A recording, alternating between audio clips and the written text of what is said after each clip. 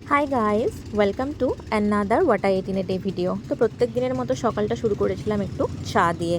এরপর টিফিন টাইমে খেয়েছিলাম লুচি, তার সাথে ছিল চানার তরকারি এবং রসগোল্লা, যেটা খেয়ে নিয়ে আমি গিয়েছিলাম ছাদে এবং ছাদে গিয়ে গাছগুলিতে একটু ভালোভাবে জল দিয়ে নিলাম।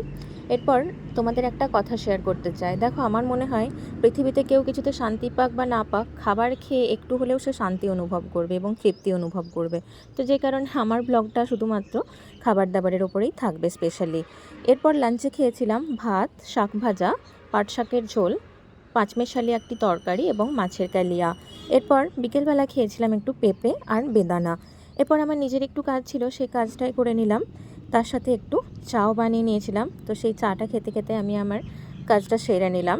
এরপর ডিনারে খেয়েছিলাম রুটি, তার সাথে ছিল ডাল, তার সাথে ছিল ছানার তরকারি এবং একটু বোঁদে। এটা খেয়েই রাত্রের খাবারটা শেষ করলাম। Thank you for watching. By.